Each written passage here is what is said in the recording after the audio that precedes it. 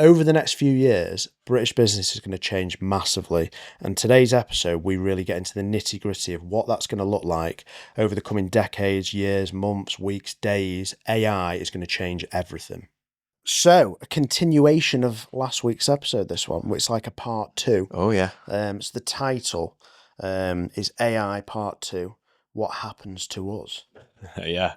What does happen to us?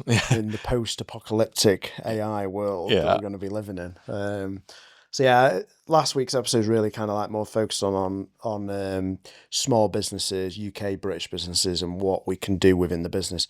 This is more of like a political / social issues that are created around AI taking over our lives and kind of the impact that it has on us all. Yeah. So we've got the structure of the episodes. It's like a normal episode, but we're going to go into some really cool, interesting, insightful talking points. So we'll just get straight into it, I think. So ChatGPT's British business fact this week is all about Oxford University. So Oxford University predicts 35% of UK jobs will be affected by AI, but only 9% will be fully replaced. So why does that matter? AI won't wipe out the workforce, but it will completely reshape it. The real risk is being unprepared for change. Now, I completely disagree with what ChatGPT is saying there. Like, in terms of like, it does really matter. Actually 35%. It's such a, I'd love to see the statistics of that. So Oxford, only 35%. Yeah. I'm sceptical on that. Only 35%. It's a bigger disruptor than 35%. I've got to be on it. It's got to be. Now, it's saying predicts 35% of jobs will be affected by AI. But only 9% replaced. I can't believe the 9% replaced. I think it's going to be a bigger number. Maybe ChatGPT's fixed the numbers a little bit to create an illusion that it's not a threat. Maybe the Terminator film has already started. Yeah, it's already begun. This is like it's already fixing its narrative to fit its own endeavours. I think for me, one of the things that really concerns me is that the loss of knowledge and skill. Yeah. Like, if you are, for example, we talked at the end of the podcast about software engineering and kind of coding as a skill. Web development, HTML, Python, Java, that kind of knowledge, that skill set of writing and understanding. If you're basically in a situation where you can say to an AI, I want you to make this website better by make it faster so that when Google is, when it's loading into a website, it's more lean, make the code lean, refine it. That would have been a process or a project that would have been undertaken by a software engineer or a developer over a week or 2 or 3 months. Yeah. And the AI is going to be able to do it in a few minutes. Yeah. Now, it makes the country and it makes businesses way more productive. The rate of improvement and growth will exponentially kind of increase. But then it's, what does that person then do? Yeah. At what cost? Yeah, exactly. So like what role? So that's a very specific skill set. They've spent years developing and learning a specific language model. Because for people that don't know, like software engineers is code basically, which is a different language. It's a way of computers communicating, and then the output is what we see. But it takes years for someone to develop that skill set.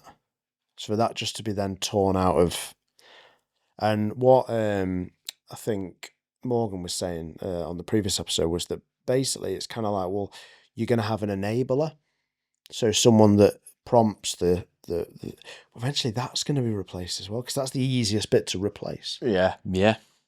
Replaced by the AI itself. And just every layer, if you think of a software engineering team or a developing team, they have junior devs, they have testers. Well, the testers getting replaced immediately by AI. Yeah. Then your junior devs, those guys are the guys that are kind of like grinding out the code, and the mids are doing the same. And then you've got seniors who then will check the code and make sure it's right and stress test it and look at it and go, well, this doesn't really stack up, or the output isn't quite what we wanted, so let's go back to it. Or the mid's like me, like we're 2/3 of the way towards fixing the issue, but with this last bit, Mr. Senior Engineer, how do we fix it? And the senior will come in and he'll coach and mentor those mids and improve the code and fix it so that then it can be utilized. Well, all of that process is going to get replaced. Yeah, all gone, and it's going. And that's scary. Yeah. Like, so, and then you'll then above a senior engineer, you have like a project manager or a lead or a principal who's basically saying, we have this business problem, or we have this product that we want to produce it. So that's the only person that survives. And then you get into like senior management with AI, where you're like, well, how does AI become, we said at the end of last episode about kind of like, are we replaceable? Like if you could have an AI manage a business, could it effectively do it? Probably. So it's pretty scary. I mean, what parts within your business, just to link back to last week a little bit, do you think are going to get replaced at a rate of knots? What roles? It's a good question. I mean, I can't really see it replacing warehouse in the sense of someone to pick and pack the orders unless it's robotic. I'm going to strongly disagree with you, but move on to the next one. We'll come back to that point. I think all departments are at risk, aren't they, really? Yeah. Customer service, marketing, buying, anything that interacts with another software or human being, anyone that can analyse data, reports and place POs, that could be potentially. So you've just described to me your full business. So what isn't replaceable? Me.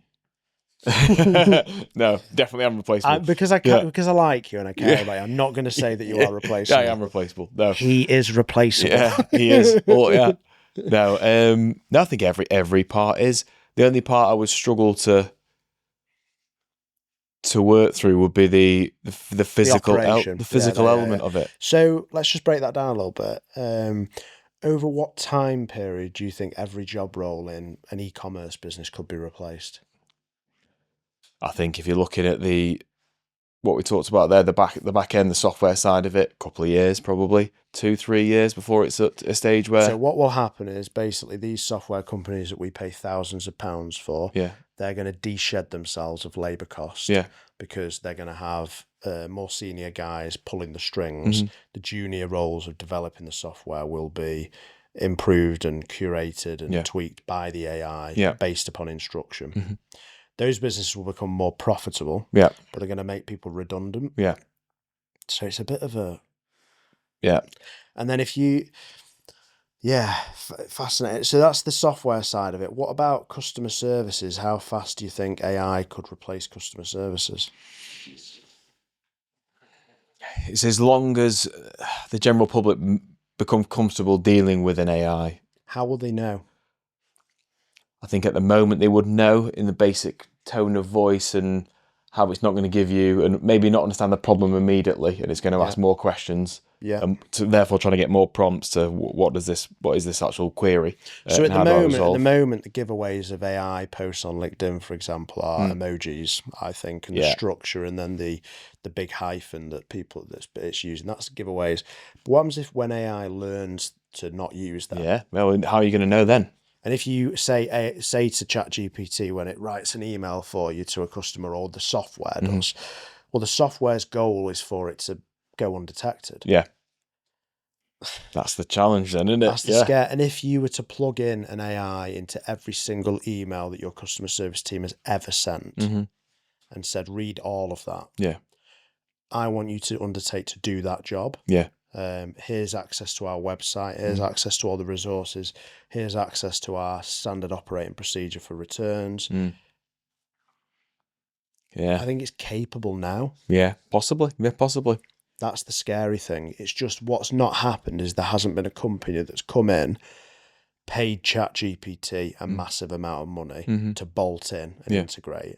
ChatGPT has got potential to be like an unbelievably profitable business. The key, I think, challenge for it to actually have that output into a business like mine, yours, Morgan's, and replace people is actually it comes back to resources. Like, and I'm talking about things in the ground, like the raw materials that are used to produce and create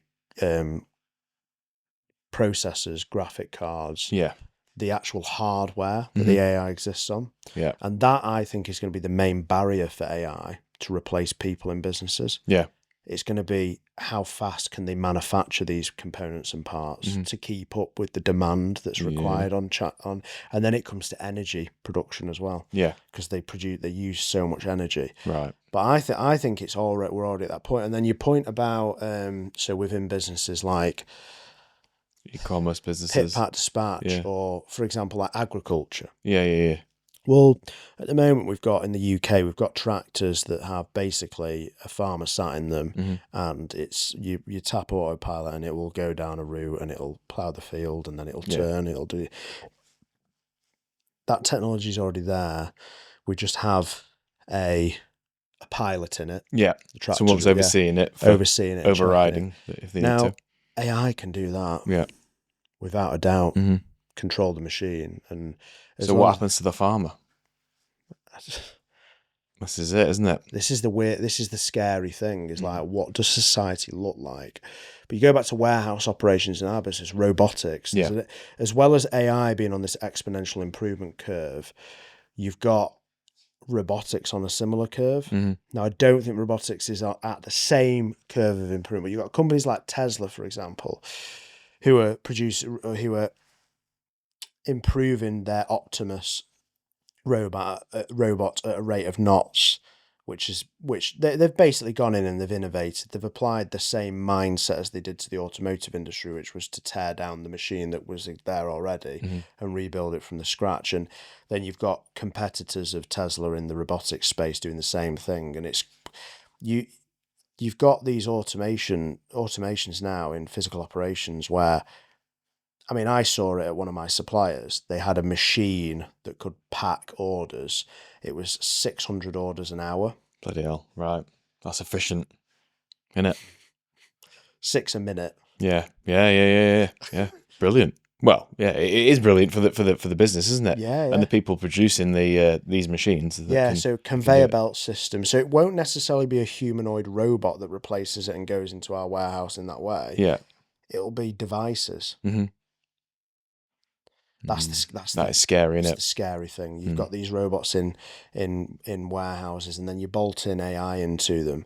But then the rollout to small UK businesses like ourselves, it will be the case that you have humanoid robots will be more efficient to step in. Yeah. So as soon as we get to the point where a humanoid robot can do pretty much everything a human can, then that will be the barrier. The barrier of that being rolled out will be natural resources, yes, the components, the raw materials. So it's pretty. It's a big shift, isn't it? It's like a big shift to the landscape that's so if you end up already happening. Yeah, and if you end up in a scenario where vast swathes of the workforce, I do not know how Oxford University think only 9% of the workforce. No, got to be wrong. It's going to be. They're just a bunch of idiots. Yeah, well, I'm sorry. I'd love to have someone. We need to speak to ChatGPT and find out what the detail of that. Yeah. That is a crock of shit. Yeah. It's got to be. It's got to be. I'm sorry, be a bigger but shift. like the logic that I've just deployed there, like people could say, "Oh, no, it's going to happen." It's scary, but it's also very interesting. But then, massive swathes of the workforce are going to become unemployed because of AI. Yeah. Well, who's going to pick up the bill for that? Exactly. What then happens to those individuals? They need income. Well, I think actually, and this is the controversial take that I'm going to take on this, I actually think AI will accelerate the speed at which we transfer from a capitalist society into a socialist society. Right. Because what's going to happen is you're going to be in a scenario where you have certain companies that are infinitely more profitable. Yeah. You're going to have companies that can't compete. And I actually think for the first time in history, we're going to be in a scenario where vast swathes, and I'm talking like 50% unemployment, 60% unemployment in the next 20 to 30 years, I think. So probably 30 years from now, people doing jobs in the way that we work, it'll be massively different. Yeah, definitely. And I mean, this is opinion, it's a podcast. Yeah. So it's my personal opinion. And I think the only way that we will be able to survive as a society will be the implementation of universal basic income, which is a very left-wing socialist mindset. But because of technology, it will be enabled, because you'll have robots in the field planting and growing crops. I was speaking to Mark, my uncle, about it, and he was saying, well, you wouldn't even bother with agriculture in the UK. You just let it rewild. You'd go to the Sahara, you'd drop 1,000 robots off there, and you'd say, turn this desert into farmland. You could do it if you had I disagree with that. You disagree with it? I do. We'll come to you in a minute, Morgan, if that's okay. That's okay. Because what will happen is, over time, it's just a resource limitation. Water. Yeah. Water and man hours. So Morgan, just explain to me why you disagree with the kind of concept of agriculture being replaced and it being moved across to other areas of the globe. I think that logistically, and also I think realistically, we're always going to want to keep agriculture close to us, at least in some form, in terms of being self-sufficient to a level.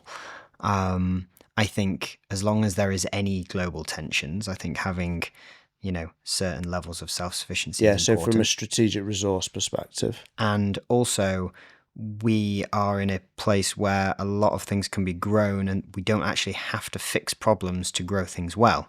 There's certain things that will grow here. We are starting, with, an advantage. It seems like I would be very surprised if AI would go, oh yeah, I'm going to start way behind the start line in the desert, where batteries perform worse because it's very hot, and just like I agree with what you're saying there, but what I would say is that we've already seen agriculture be basically torn apart in this country and offshored because of economies of scale elsewhere in the globe. So maybe my point about the desert is the incorrect one, and perhaps there's more fertile land elsewhere in the globe. I'm not saying this is something I think should happen. I'm just, it's my prediction, and it's opinion at the end of the day. But because it's not the cost of man hours, surely we would maximize what we have here. I think one of the reasons that possibly we don't maximize the space we've got is because people aren't willing to work for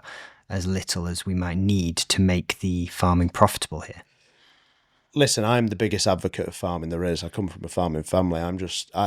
What will happen is the resources and man hours will not become an issue. So projects and time and efficiency.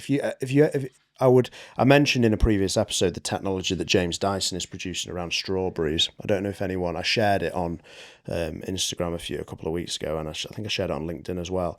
And he's produced basically rotary strawberry farms where you can basically, anywhere that is slightly warm, the UK, you can put a tent up and you can put this machine in it that will output more strawberries than X number of acres. Right. The technology's already there. Yeah. So what Morgan's saying is more locally we can become more productive.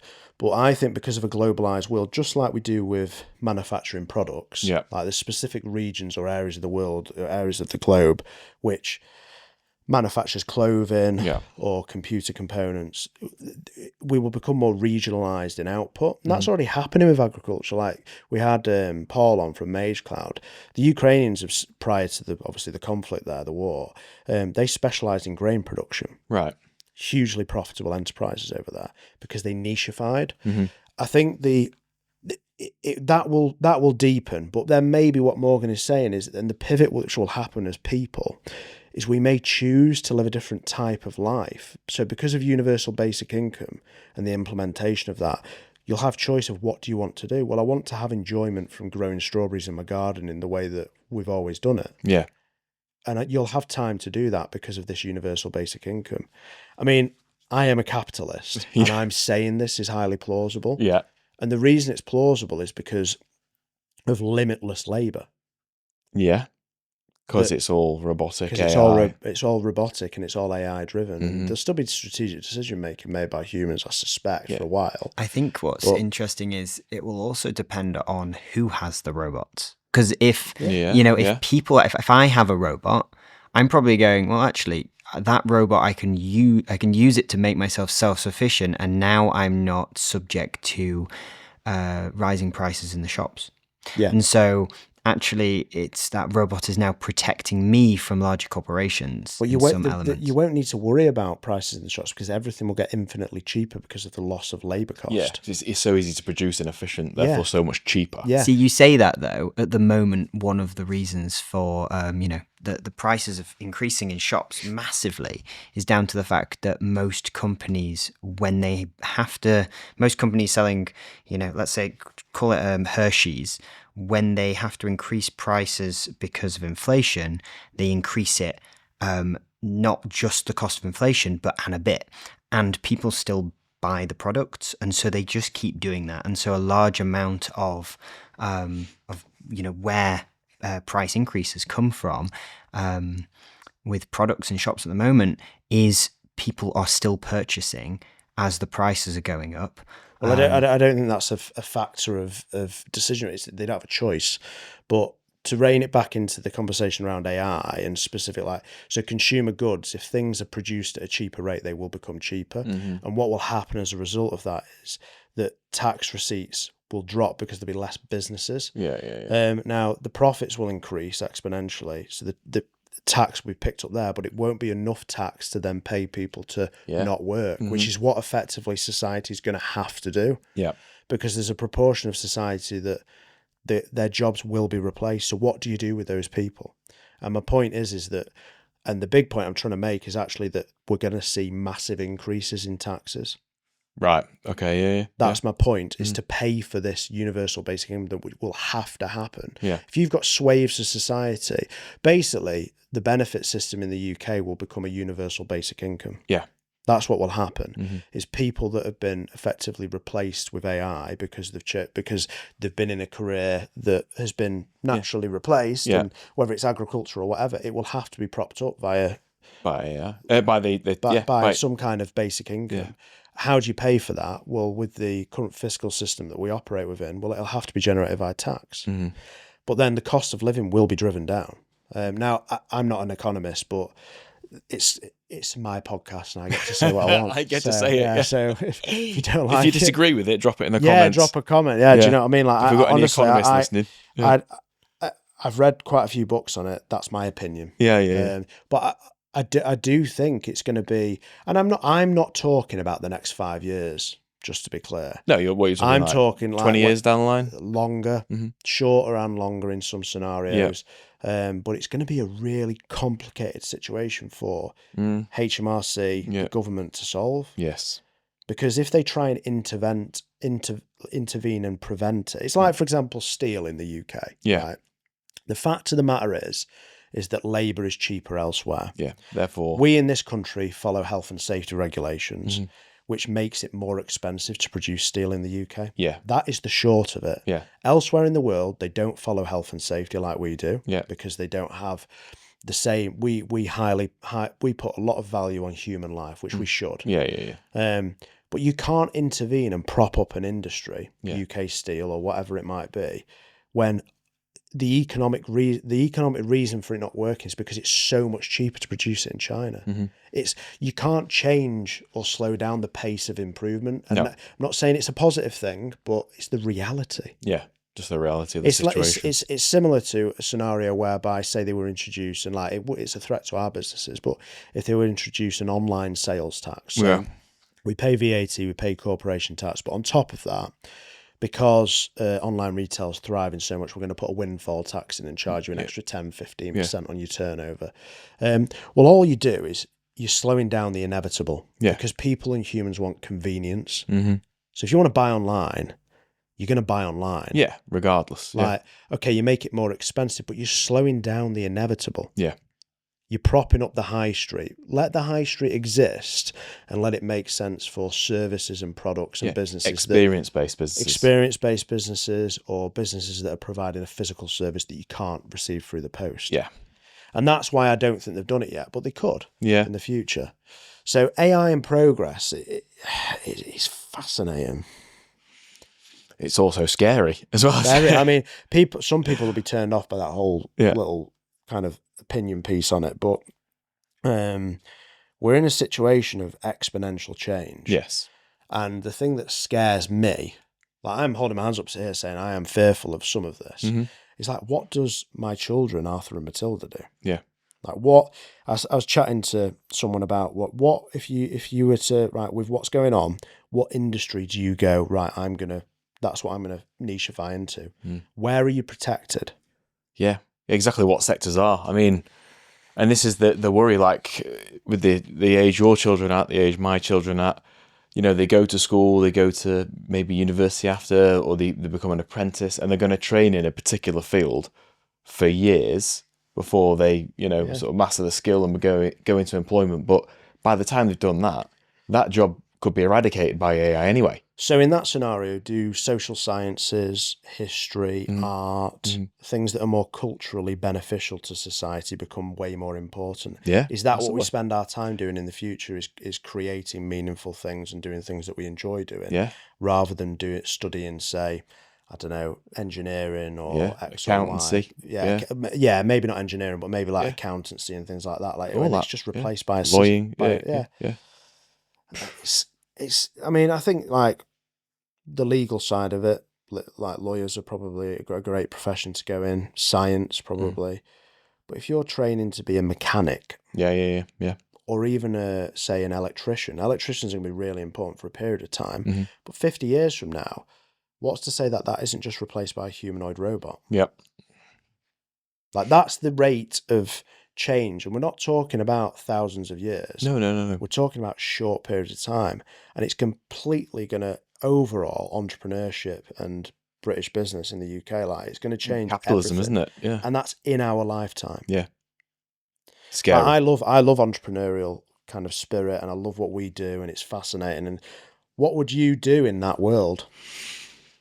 You've got to find a way in which you're a part of that big shift and that big move. You know, some part of AI. You know, have you developed a new AI software, or are you the owner of the manufacturer for the robotics and things like that, or a supplier of parts to the robotic industry? There's going to be opportunity there, that's for sure, and people make a lot of money at it. Some individuals are going to make, and I think the gap between the poorest in the world and the wealthiest is going to increase. Yeah. Which is why I think taxes will have to increase to support the individuals, the people that have been made redundant by it. Yeah. It's a massive shift in society. Yeah. And it could tear apart the world as we know it. And I actually think borders will become less of a thing as well. Yeah. It just turns everything on its head. Like education, it's going to change. Like, what do you teach people? Exactly, because how long's the process going through school, going through college, going through university? You invest that time of your life doing that, learning different modules, different subjects, and some of them may be redundant themselves in 10 years on from that. Yeah, so this is the worry. So I would say, actually, for my children, I'm going to encourage them is to find something they're interested in. Yeah. That's not necessarily vocational. So study a subject like history or arts or something like that. Or if it's practical, do something that's like that's almost like creative. Yeah. You may end up doing something that you're paid to do by the state for fun. Yeah. It's a very weird. I mean, scenario. It's quite scary as well, because I mean, like, I'm thinking for my daughter, I want her to be prepared for a world where AI may suddenly not be available, as in, really some sort of impact on technology.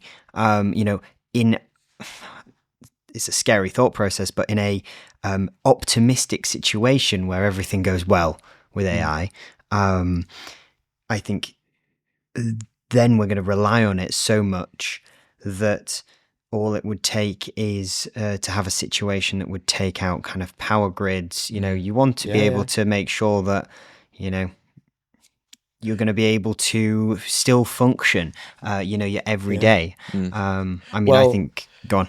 Watch the film Idiocracy, because that's what, as fathers, we're all fathers, all three of us, that's the scenario where you want to equip your children with the best skill set to be able to adapt to changes. And actually, what you're describing there, Morgan, is like what happens in idiocracy, which is people become stupid, and they become ill-equipped to deal with problems. Right. So if agriculture is replaced entirely by robotics, where it is in the world is debatable, whether it's in the Sahara or in Lancashire. Do you know what I mean? Like we may grow locally, we may grow internationally, who knows? But if that all of a sudden turns off, you're in that kind of apocalyptic situation, which is what Morgan is describing. Yeah. He's saying he wants his daughter to be in a situation where she does know how to grow fruit and vegetables. Yeah. That's good. But to counter it, does AI aid that process? Because if there's a big cataclysmic event and agriculture stops working, does AI or the robotics of AI be able to come up with a solution faster than humans would? Yeah. Well, possibly could.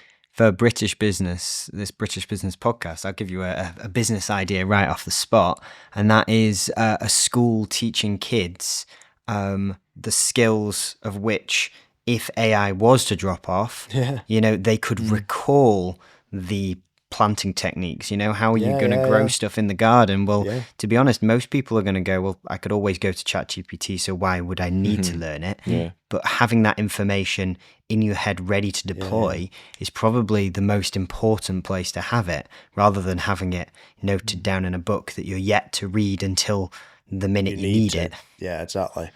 And like you say, if it just turns off, how do I make fire? How do I keep warm? Yeah. There's a great book, and this has turned into something that's not necessarily massively connected to British business, but I don't care. I really don't give a shit. Yeah. There's a great book by Graham Hancock, Fingerprints of the Gods, and it's all about the concept of humans being we're a civilization of amnesia. Right. Which is basically whereby, was there a pre-existing civilization that existed and humans became stupid, so that when a cataclysmic event happened, we basically weren't able to deal with it. Yeah. And the people that survived were the people that Morgan's described, which were people that connected and stayed with their hunter-gatherer instincts. They knew how to stalk and hunt elk or deer or live in extreme conditions. And we become weaker as a civilization with technology. That's the scary thing. Yeah, So, I agree. Pretty bleak outlook, but I think to rein it massively back in, I think we're going through massive periods of change. That's starting now. Yeah. We're at the point in the road where AI is happening. Yeah. Robotics are happening. Yeah. And in our lifetime, it's going to change massively. Speaking to my grandma, who's 90. Yeah, oh God, yeah. What's her take Grandma on it? Mavis. I turned AI on, and we'll finish off on this. I turned AI on voice note, and I had a chat with AI and my grandma on ChatGPT voice note, and we were talking about the murder stone in Disley, which is a stone on the road over to Whaley Bridge from Disley. Disley's where I live, for people listening. And basically, this guy in a few hundred years ago he was in a pub, bragging about how much money he'd made at the market, and the other drinkers in the pub followed him, and they beat his head in with rocks, killed him, and stole all of his gear. Yeah. But Grandma never knew locally where the where the pub was. Right. Okay. Yeah. So we were having a conversation with ChatGPT trying to identify it, and it linked in some of what my grandma was saying. She was talking to it, and I was talking to it about her local first-hand knowledge that had been kind of communicated down versus primary sources online and secondary sources online. And we basically identified it. ChatGPT described what the pub looked like from a first-hand source at the time. And then Grandma worked out in her head exactly where the location was, which was fascinating. But she said to me afterwards, she said, that is like witchcraft. Yeah. The fact that I'm talking to she said, I'm talking to a device in the same way I would talk to a human. Yeah. And it's responding quicker and more accurately than a human. So if that's happened in her lifetime, she said to me, if she'd been told when she was in her 20s that technology would exist, she wouldn't have believed it. No. She says it's like magic. Yeah. Mobile phones are like magic to her. Yeah. So that's one human life. So in our lifetimes, I'm 35 in a few days' time. in my lifetime, when I'm 80, what is technology going to look like? Completely different. What is Clearly. the world going to look like? Yeah. Think about what's happened in Mavis's lifetime. Mm. It's a pretty, but what I would say is we can only deal with, and this is the calmness that I would bring to the closure of this conversation, you can only deal with the problems in front of you. Yeah. So I spend a lot of time thinking about these things because I find it fascinating. Do you worry about them? No. Yeah. Because I only worry about things I can control. Yeah. But also you're saying, it's about what's in front of you. But I think a lot of people are choosing not to put it in front of themselves. That's a good point. Yeah. That's stupid ignorance. Yeah. It is, and but I think a lot of people come under that. A lot of people come under that category. Well, bliss ignorance. Yeah. I think people that are listening to this podcast who've made it this far into it and not turned off because of my little rant earlier, like you're in a select few that are open to like thinking about these issues. Mm-hmm. I mean, Tom doesn't have any choice because he's sat here. No, I find it very interesting. Run away, but I think thinking about the future, but then having the confidence to go, do you know what? I'm just going to focus, but having the awareness that that's what's happening. Yeah. And I think ultimately, what is the most important thing in life? Like, what do you define success as? And for me, it's about, if I'm successful in life, it's about equipping my children with the best skill set they can exist in the future. Yeah. So what Morgan has just said before is bang on. Is you want to have a very well-rounded child that you bring into the world and that you support through those early years so that they're equipped with basic skills that allows them to pivot and communicate and actively exist in a society that's going to be very different to the society that we're in right now. Ready for adversity. Yeah, ready for adversity, ready for challenge, adapts well to change. I think it's a very interesting period that we're heading into. I'm just about to take my 9-year-old to Bali to go hike up some volcanoes, which most people are like, this seems like a crazy thing to do, but that's kind of why I want to do it, is to prep her for adversity. Yeah, I think going and experiencing the world and doing things like that, that's what... But, I mean, going back to it, we shouldn't worry about the things you can't control. Like what I've speculated there, it's speculation. It might not happen. Maybe things are going to change, or maybe it's going to happen over 1,000 years rather than 100 years. Yeah, yeah. But it could rapidly change. So, but for me, the way I look at it is from my business perspective, is I want it to be as lean and as profitable as it possibly can be, because ultimately you've got to behave selfishly and protect the people you care about. Yeah. So that means making some difficult decisions now, so that I'm in a good position longer term.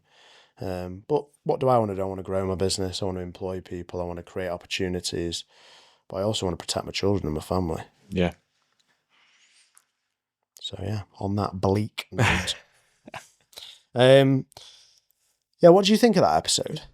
No, I like it. I think it's, like I say, it's opinion and speculation, but at the same time, that could be a reality, and definitely in our lifetime. Definitely, it could be a reality. And it just makes you think, doesn't it? Like, oh God, like, and the point, Morgan made about preparing your children for a future where, with adversity and being self-sufficient, in the way they can survive. I think, it's all valuable stuff, really. Big takeaway things. AI could destroy what we perceive as entrepreneurship and business in the UK and the world. Yeah. It could be the end of it, basically. It is what it is. What will happen, though, is people like us that are entrepreneurial, we will find something else. Yeah. We will find problems to solve, and it might be... This is true. It might be things that, do you know what, rather than me being so driven to chase money to secure the future of my children, I'll be driven to learn and grow more vegetables myself and be more self-sufficient, or I might... Do you know what? I really want to learn how to play an instrument. Or I think entrepreneurial people are actually just really driven. Yeah. They're hungry. Mm-hmm. So we'll all probably, while we could choose to, some people in society, if universal basic income were to become a thing, they will choose to consume. Yeah. Not create. Yeah. They will choose to consume goods, food, recreational drugs, alcohol, consume content. That's what they will be. They'll be consumers, and then there'll be entrepreneurial people that will create. Yeah, that's what I live by. I live by create, don't consume. And I think everybody can create a little bit more, and only really need to consume this podcast. That's all you need to consume. Yeah. So anyway, we'll finish it there. I think that's a very different episode, but I think for me, I wanted to talk a little bit about that. I want to share my opinions on it. And maybe in 50 years' time, I'll rewatch this and go, fucking hell. Yeah, I was right. Yeah. Oh, fucking hell, Matt, you were wrong. Yeah. An asteroid hit the planet 5 years later. Yeah. We're We're all done. Yeah. That's it. Right, well, we'll see you on the next one, guys. Yeah. Thank you for listening. Thank you.